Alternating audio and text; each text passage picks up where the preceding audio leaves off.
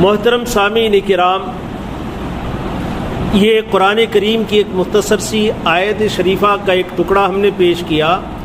اور حضرت محمد الرسول اللہ صلی اللہ علیہ وسلم کی ایک حدیث مبارکہ جو اسی کے متعلق ہے وہ پیش کی۔ حضرت ابو ہریرہ رضی اللہ تعالیٰ عنہ روایت کرتے ہیں کہ رسول اللہ صلی اللہ علیہ وسلم نے فرمایا کہ اللہ کی کتاب میں اللہ تعالیٰ نے مسلمانوں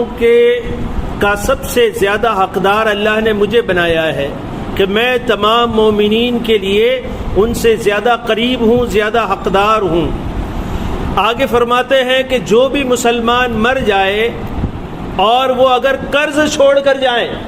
اس کے ذمے قرض ہے اور قرض ادا کرنے کے لیے کوئی چیز اس کے پاس نہیں ہے تو وہ میری ذمہ داری ہے، اس کا قرض میں ادا کروں گا۔ اور اگر وہ بچے چھوڑ کر جاتا ہے اور بچوں کے گزارے کے لیے کوئی چیز نہیں ہے تو ان بچوں کو پالنے کی ذمہ داری بھی اللہ کے رسول صلی اللہ علیہ وسلم فرماتے ہیں کہ میری ہے۔ اور اگر وہ مال چھوڑ کر جاتا ہے تو مال اس کے وارثوں کا ہوگا، مال آپ نے اپنا نہیں کہا، جو ذمہ داریاں تھیں وہ اللہ کے رسول صلی اللہ علیہ وسلم خود اٹھا رہے ہیں۔ اور مال اگر چھوڑ کر جاتا ہے تو کیا فرماتے ہیں کہ بھئی اس کے وارث، اس کے جو قریب کے رشتہ دار ہیں وہ ان کا حق ہے۔ پھر سے اسے سنیے، اللہ کے رسول صلی اللہ علیہ وسلم ارشاد فرماتے ہیں کہ اگر تم میں سے کوئی اس زمانے میں حضرات صحابہ کرام رضوان اللہ تعالی علیہم اجمعین اور جب حضرت محمد الرسول اللہ صلی اللہ علیہ وسلم بنفس نفیس حیات تھے، اس وقت کی بات ہے، آپ نے ارشاد فرمایا کہ اگر تم میں سے کوئی مر جائے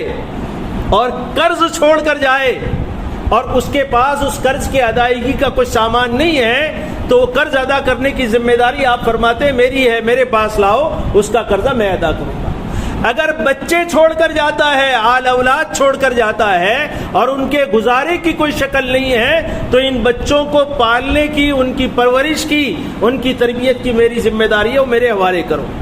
اور اگر وہ مال چھوڑ کر جاتا ہے تو مال کو یہ نہیں فرمایا کہ بھئی مال میرا ہے، بلکہ یہ فرمایا کہ اگر اس نے کوئی مال چھوڑا ہے تو مال اس کے وارثوں کا ہے، جو اس کے قریبی رشتہ دار ہے، اس کے خونی رشتہ دار ہے، ان کا وہ مال ہے۔